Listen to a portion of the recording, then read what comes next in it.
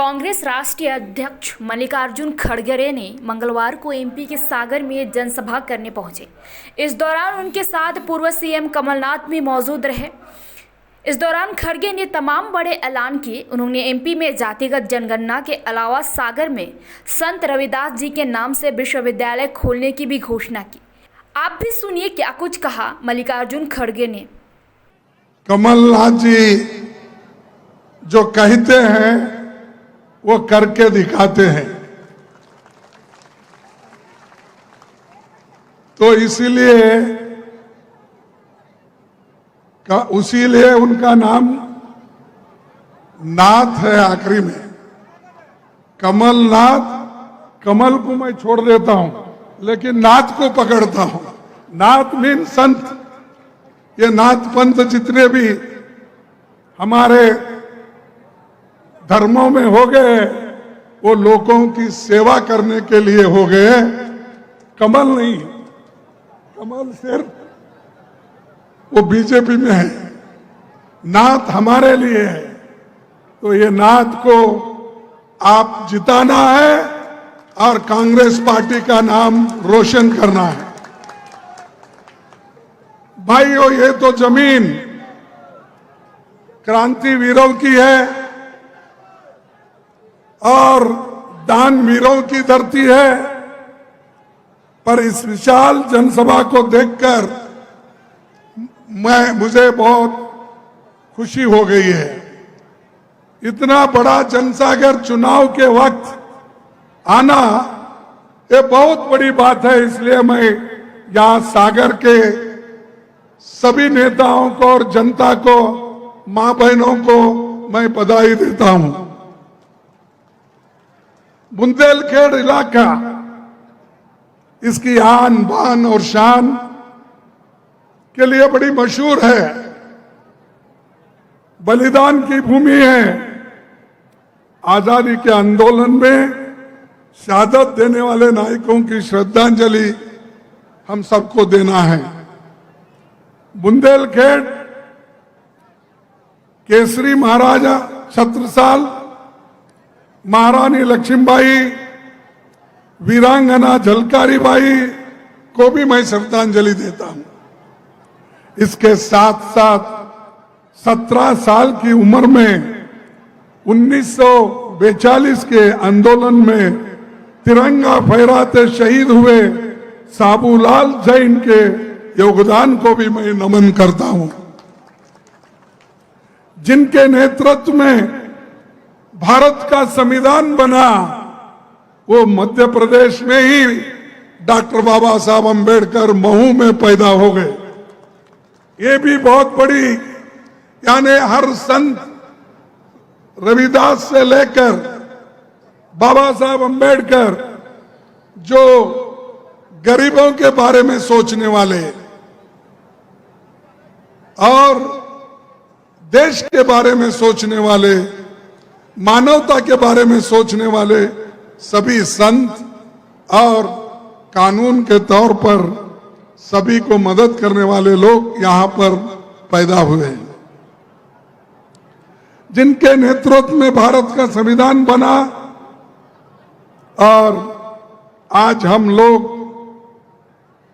उसकी रक्षा के लिए ठहरे हैं, क्योंकि चंद लोग संविधान को बदलने की भी कोशिश कर रहे हैं, लेकिन वो तो हो ही नहीं सकता, इसलिए कि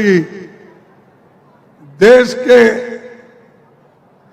140 करोड़ लोग उसके संरक्षण में जिंदा है, सपोर्ट करते हैं। और संविधान निर्माताओं में डॉक्टर हरि सिंह गौर जी भी थे। उन्होंने बुंदेलखंड की धरती पर जिंदगी भर की कमाई लगाकर मध्य प्रदेश का पहला विश्वविद्यालय स्थापित किया। मैं डॉक्टर गौर को विशेष तौर पर नमन करता हूं।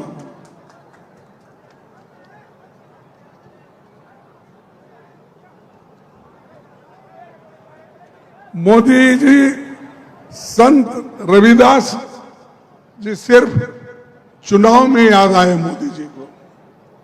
भाई आप 9 साल प्राइम मिनिस्टर है और चौहान भी 18 साल से यहां पर हुकूमत कर रहे हैं, लेकिन रविदास के मंदिर बनाने का याद अब आपको आया। क्यों आया? कि चुनाव आ रहे हैं, चुनाव के लिए रविदास जी को याद कर रहे हैं।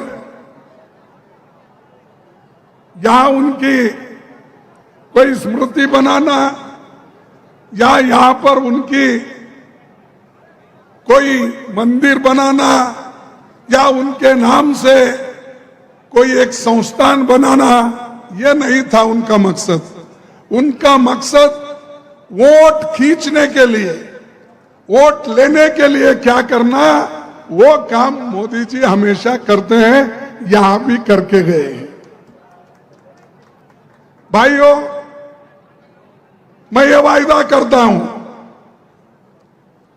अगर मगर नहीं आने वाली ही है पार्टी, मेरी पार्टी की सरकार यहां बनी तो पहला ये होगा, उनके नाम से एक विश्वविद्यालय यहां पर खोला जाएगा। आपके परमिशन से बोल रहा हूं, नहीं तो कल बोलेंगे मेरे परमिशन के खिलाफ कैसा बोले।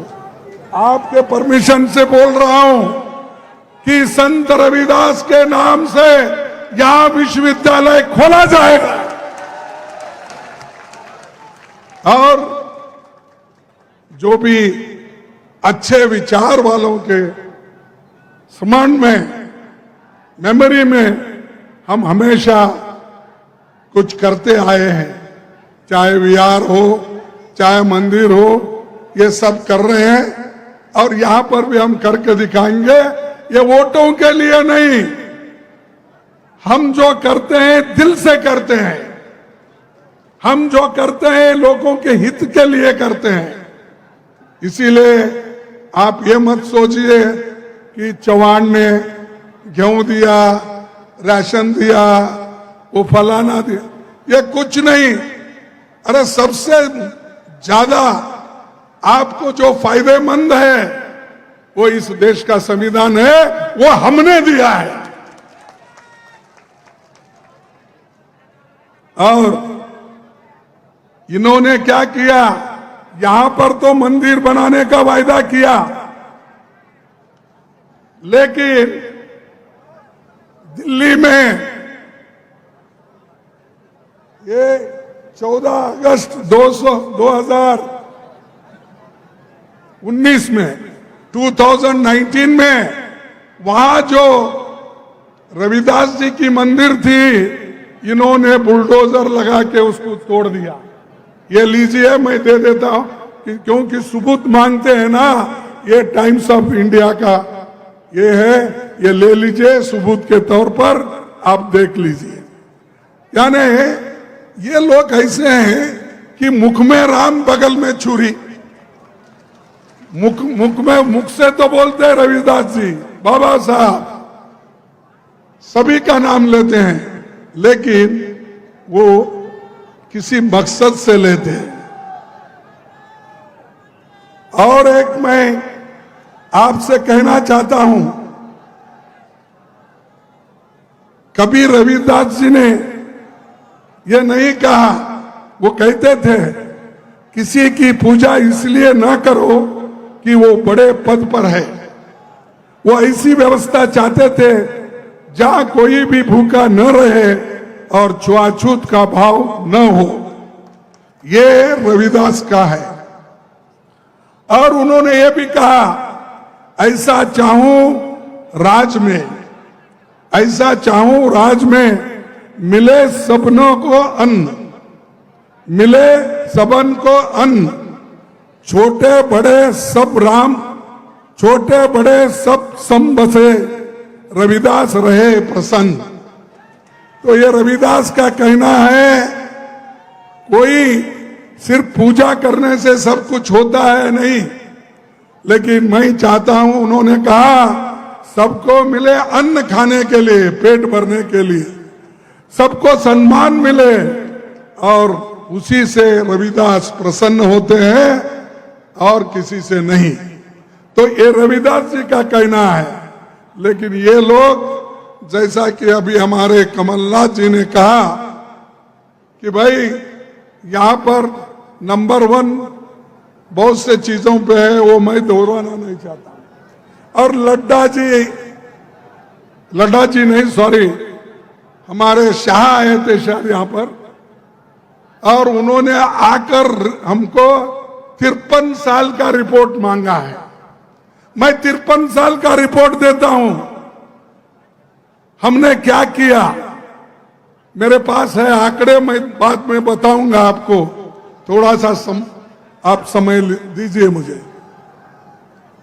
ये मध्य प्रदेश में एक व्यक्ति 18 साल से हुकूमत कर रहा है, अभी भी पिछड़ा हुआ है। अरे तुम 30-30, अब मोदी जी 13.5 साल गुजरात में हुकूमत किए और यहां पर दिल्ली में आकर अब 10 साल होने आ रहे हैं, तो कितने हो गए? 24 साल, 24.5 साल हो गए। 24.5 साल, यानी कांग्रेस को कहते हैं 53 साल करे हुकूमत, उसका आधा तो मोदी किया। लेकिन क्या किया? जाओ गुजरात में, बच्चे आज जो पौष्टिक आहार के लिए कमजोर है, वहां सबसे पिछड़ा हुआ अगर राज्य है पौष्टिक आहार में, वो गुजरात में है। वो क्या यहां आकर मध्य प्रदेश में कहेंगे? और उनका चेला चौहान यहां पर क्या कहेगा? अरे आप कुछ कर नहीं सकते तो दूसरों पर उंगली उठाते हो।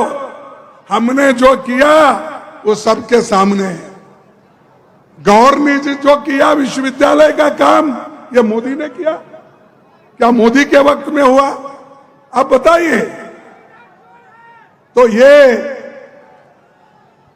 मैं यही आपसे बताना चाहता हूं कि बीजेपी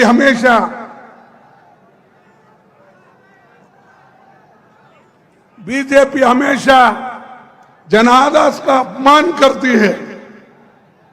देखिए, मध्य प्रदेश हम जीते,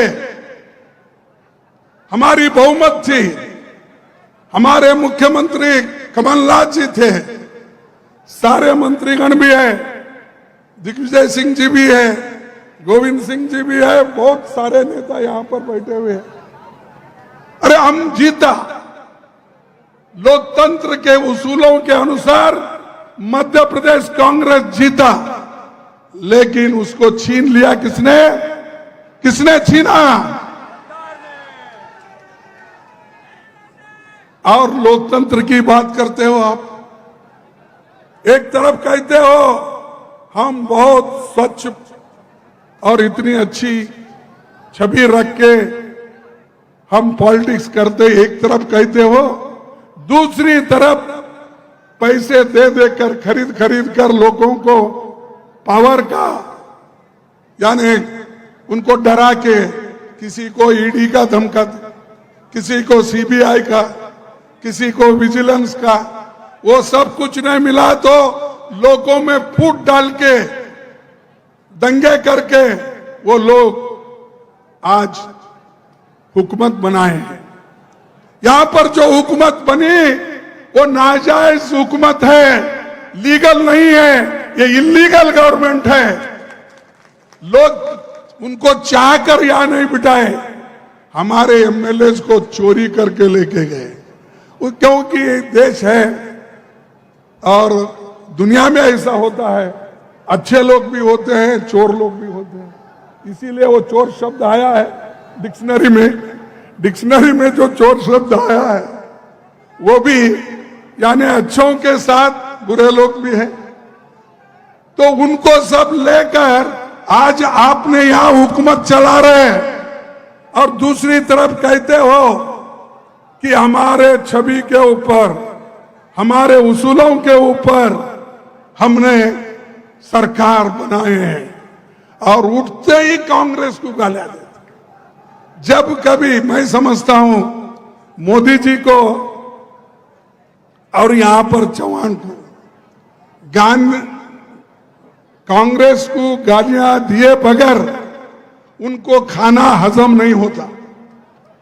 वो हमेशा बोलते रहते कांग्रेस ने क्या किया 70 साल में।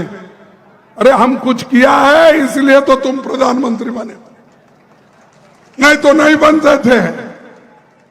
हमने संविधान बचा के रखा, लोकतंत्र को बचा के रखा, इसीलिए तो आप उस कुर्सी पे बैठे। चौहान को भी वही मिला। अगर ये नहीं होता ना चौहान आते, ना शाह आते, ना मोदी आते, या अपने घर में ही बैठना पड़ता था। तो हमारी देन है। आजादी के लड़ने वाले कौन लोग हैं? क्या उस वक्त मोदी जी पैदा हो गए थे? शाह पैदा हो गए थे? इतनी बड़ी बड़ी बातें करते हैं कि आजादी तो हम लाए, लोकतंत्र हम लाए, संविधान हमने बनाया, फिर भी हमको पूछते हैं आपने क्या किया। हम करने के बाद ही सब कुछ आपको मिल रहा है। तो भाइयों, आप किया है, क्योंकि अच्छे अच्छे लोगों को पकड़ के ईडी का आपने डर दिखा के अपनी सरकारें बना ली।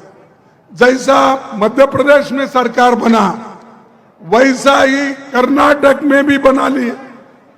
कर्नाटक में भी वहां पर 16 एमएलए को बॉम्बे में रख के उनको मिनिस्टर बनाने का वायदा करके पैसे देके वहां पर उन्होंने अपनी सरकार बना ली। मध्य प्रदेश में बना, वहां पर कर्नाटक में बना, मणिपुर में बना, हर जगह जहां चुन के नहीं आते वो लोग इस मार्ग से ही जाते हैं और ऊपर से कहते हैं हम जीत के आए। इसीलिए इनको दूर रखना आपको सोचना होगा।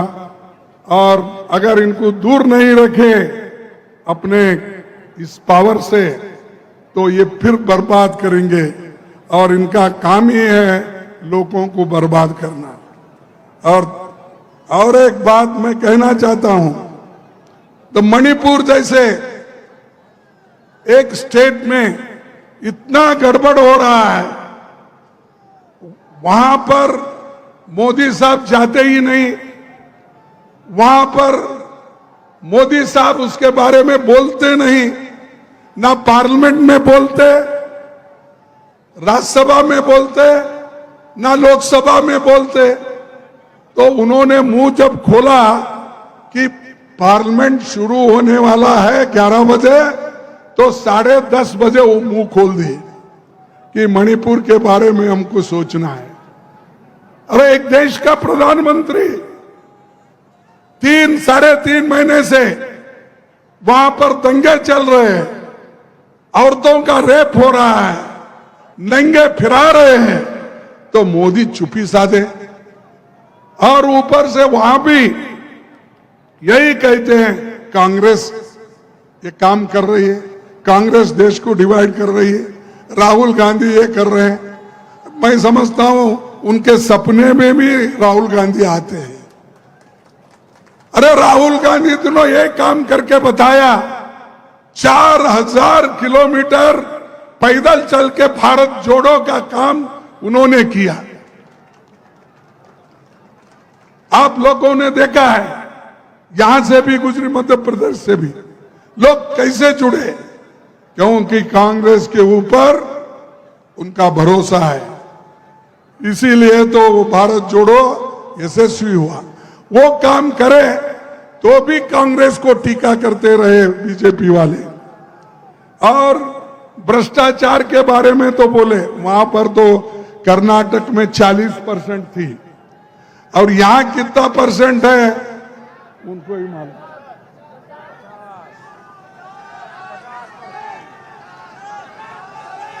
कितना? देखो हम तो 40% को हटा दिए।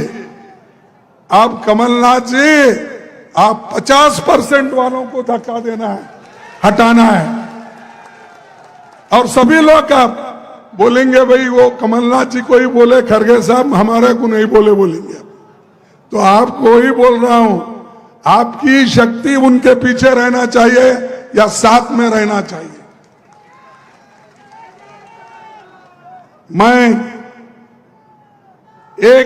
हम तो किसी के खिलाफ किसी को बदला लेने का नहीं सोचते। हम हमेशा सबको अच्छा करते हुए आए हैं। और एक बात मैं कहना चाहता हूं, बाबा साहब एक बात कहे थे, बदला लेने की नहीं, बदलाव लाने की जरूरत है। ये ऐसा हमको किसी से हम बदलाव नहीं, उनको हम कोई द्वेष दृष्टि से नहीं देखेंगे, लेकिन वो छोड़ रहे नहीं हमारा पीछे। द्वेष के साथ हमारे लोगों को सताना, हमारे लोगों को बर्बाद करना, उनको जेलों में भेजना, ये काम वो कर रहे हैं। लेकिन वो खुद ब खुद आप उनको सिखाएंगे। और जब नवंबर में हमारी सरकार आएगी तब कुछ फिर उनको भी ये मुश्किल होगा, अरे हमने तो इतने सताया, हमारा क्या होगा बोल के वो लोग शायद यहां छोड़कर दिल्ली गिल्ली या बम्बई जाके बैठेंगे, क्योंकि उनको भी डर होता। लेकिन हम डराने वाले नहीं और डरने वाले भी नहीं, ये हमारा ये है। और दूसरी चीज, आज मध्य प्रदेश को बदनाम करने की काम यहां के बीजेपी और चीफ मिनिस्टर कर रहे हैं।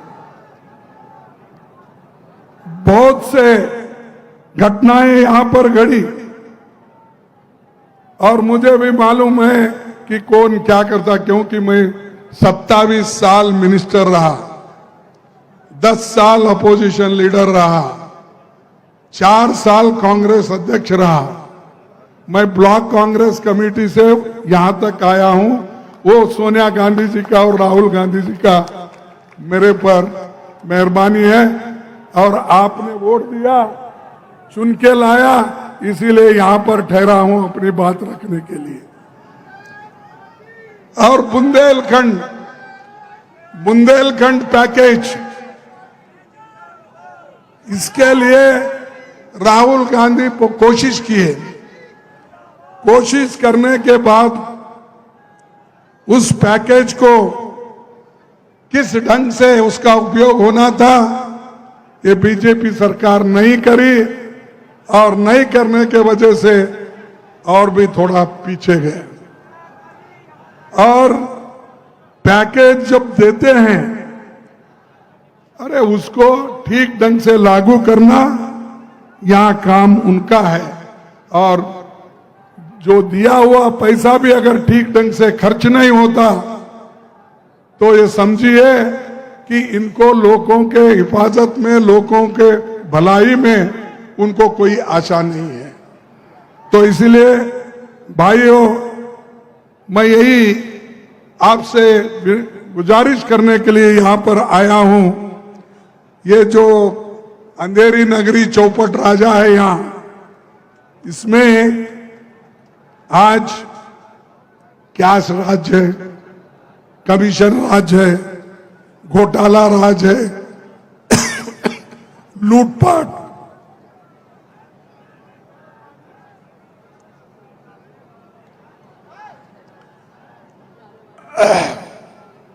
लूटपाट हो गई। ये प्रदेश तरक्की नहीं करेगा। तरक्की करेगा तो कांग्रेस के गवर्नमेंट में ही तरक्की करेगा, बीजेपी से नहीं होगा। और मैं आपसे ये फिर एक बार याद दिलाना चाहता हूं, जब मध्य प्रदेश की सरकार आई कांग्रेस की, कमलनाथ जी उसके मुख्यमंत्री बने, किसान कर्ज मुक्त होंगे और एलपीजी गैस सिलेंडर केवल 500 रुपए में मिलेगा। मैं वायदा कर रहा हूं, फिर मेरे को बीच में मत छोड़ो। एलपीजी गैस सिलेंडर केवल 500 रुपए में मिलेगा। महिलाओं को 1500 हर महीना मिलेगा। महिला तो खुश होना चाहिए, हाथ उठाइए। ठीक है, 1500 रुपए देने का वायदा हम कर रहे हैं, और पैसा हमारे पास आ गया तो और बढ़ा देंगे आगे। 100 यूनिट तक बिजली बिल माफ, सरकारी कर्मचारियों के लिए ओल्ड पेंशन स्कीम, ये सभी चीजें हम आपके लिए करेंगे। और ये जो कांग्रेस सत्ता पर आने वाले कुछ वायदे हम किए, और अध्यक्ष के तौर पर मैं आपसे वायदा करता हूं कि मध्य प्रदेश में कांग्रेस की सरकार बनने पर हम जाति जनगणना का भी कराएंगे। ये जाति जनगणना करने से मालूम होगा इसमें कौन से तबके के लोग गरीब हैं, पिछड़े हैं, लैंडलेस है, अशिक्षित है, ये सब बाहर आएगा। इसीलिए ये हम करके रहेंगे। क्या मणि पटेल करेंगे ना? तो एक चीज हम करके रहेंगे। इसीलिए तो हम यहां पर एक बैकवर्ड क्लास के नौजवान को वर्किंग कमेटी मेंबर बनाए। पहले जो वर्किंग कमेटी में सिर्फ एक बैकवर्ड का आदमी था, इस बार हमने 6 बैकवर्ड क्लासेस के लोगों को वर्किंग कमेटी में ली। शेड्यूल कास्ट के सिर्फ 3 थे, इस बार हमने फिर 5 किया है। यानी जो सोनिया जी वायदा किए थे, राहुल जी वायदा किए थे, उसको निभाने का काम मैंने किया है आपके दुआ से। तो ये करते रहेंगे। पार्टी के लिए हम जो करना है वो करते हैं। और होम मिनिस्टर अमित शाह ने 20 अगस्त को मध्य प्रदेश का 20 सालों का रिपोर्ट कार्ड जारी करके बहुत कुछ कहा यहां पर। और उन्होंने कहते कहते यही कहा, मैं 20 साल का कार्ड दे रहा हूं, रिपोर्ट कार्ड, और आप 53 साल का कार्ड दो, उन्होंने कहा। ठीक है, 30 साल का एक बार मैं आपको बताऊंगा भाई।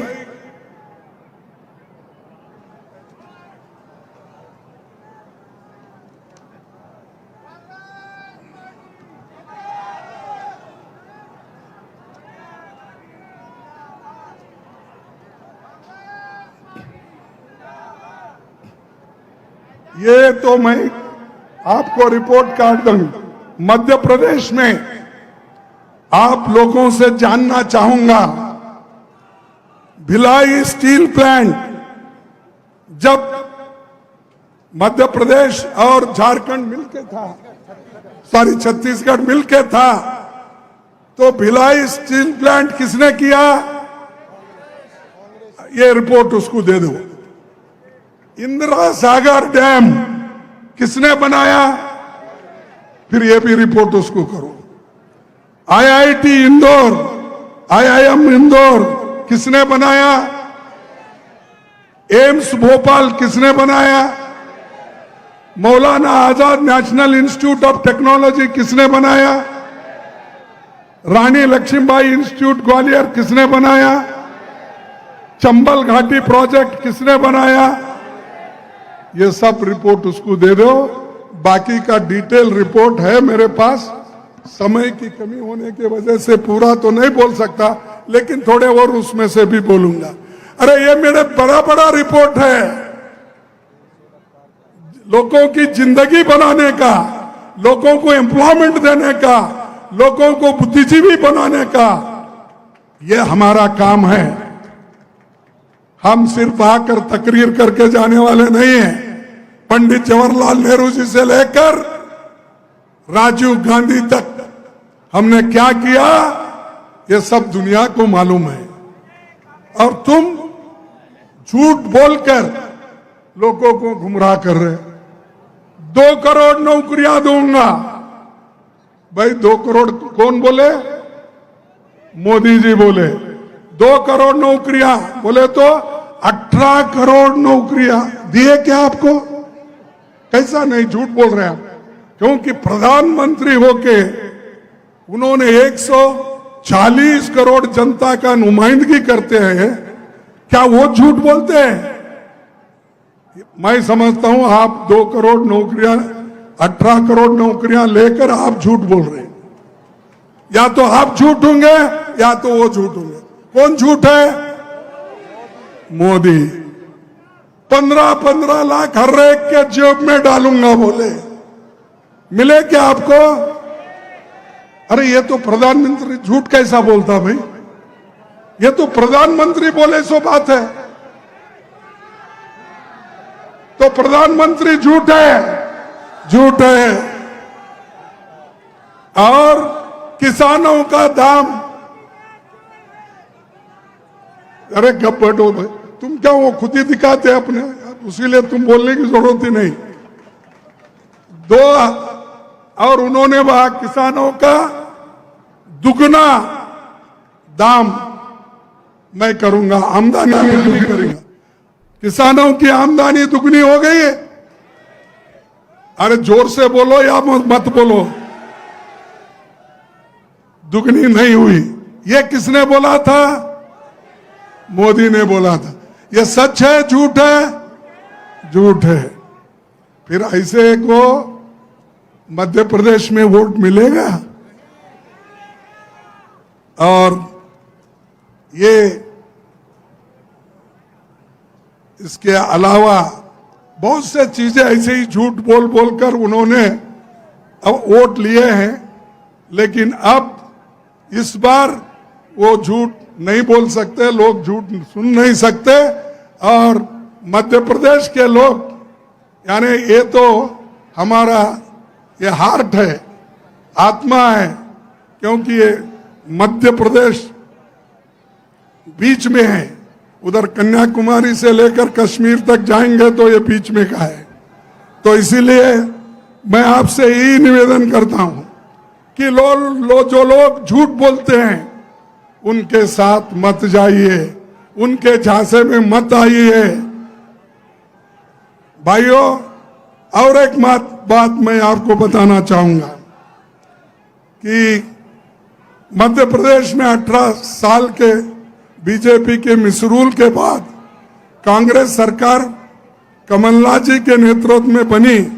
उसने गरीब और कमजोर तबकों को, किसानों को और हर क्षेत्र के लिए काम किया। 27 लाख किसानों का कर्ज माफ किया। 27 लाख किसानों का कर्ज, अरे आपके मुंह से नहीं आ रहा, कर्ज तो माफ कर लिए। ओबीसी को 27% आरक्षण दिया नहीं। उसके बाद 100 यूनिट बिजली का उन्होंने 100 रुपए में दिया। बुजुर्ग, विकलांग, दूसरी श्रेणी के पेंशन में 4 गुना बढ़ोतरी किया। कन्या विवाह राशि को 51,000 रुपए दिया। युवाओं को रोजगार और निवेशन पर उन्होंने जोर लगाया। और अमित शाह जी से पूछना चाहता हूं, आदिवासी युवक के मुंह पर पेशाब करने वाला किस पार्टी का आदमी है? अरे यहां पर आदिवासियों को, अस्पृश्यों को शेड्यूल कास्ट की हिफाजत नहीं कर सकते, उसके मुंह में बीजेपी का आदमी अगर अपना मूत्र डालता है, ये लोग उसको पवित्र करने के लिए उसका पैर धोते हैं। अरे पैर धोने से उसके मुंह में जो मूत्र गया वो बाहर आता है। उसको जो आपने इंसल्ट किया, उसका स्वाभिमान को धक्का लगाया, ऐसे शाह है मोदी की जो कहना है, और चौहान जो उसके पैर धो के पूजा करते हैं, अच्छा टॉवेल की वेल ला के उसको साफ करते हैं, अब टीवी में देखा होगा। और ऐसे लोग हुकूमत को संभालने के बजाय यहां पर ऐसे हरकतें होते रहती है, लेकिन उधर ध्यान नहीं देते। तो मैं दोस्तों आपसे यही कहूंगा, दलितों के मकान यहां टूट गए और बहुत से जमीन उनके निकल चले हैं, तो आप लोग एक ही बात मैं कहना चाहता हूं कि आप सभी मिलके एक होकर, सबसे ज्यादा यहां पर गरीबी है, बेरोजगारी है और ये सब कुछ है, इसको निकालना होगा। तो कांग्रेस पार्टी ही कुछ कर सकती है। महंगाई इतना है कि उसको कोई नहीं उधर ध्यान नहीं दे रहे। अनएम्प्लॉयमेंट, महंगाई, ये सब चीजें हैं। मैं आपको बताऊंगा कि टोमेटो 2024 में सिर्फ 2014 में 15 था, अब 72 रुपए हो गया, यानी 380% बढ़ गया। एलपीजी सिलेंडर 166% बढ़ गया। तुअर दाल, अरहर दाल बोलते हैं आप, वो 129% बढ़ गया। वनस्पति 110, हमारे जमाने में 62 था। उसी राइस 80% हो गया, हमारे जमाने में 20 था। सनफ्लावर 79, आज उससे भी ज्यादा 71%। तो ये रिपोर्ट है मेरे पास, आपके जमाने में क्या हुआ, हमारे जमाने में क्या था, ये सब है। शाह साहब अपने एजेंटों के थ्रू कोई तो है यहाँ पर के सीबीआई के लोग उनके बैठे हुए रहते, उधर आईबी के लोग बैठे हुए, लिख लेके वो शाह जी को बताओ, ये रिपोर्ट कार्ड खरगे साहब ने सागर में दिया है।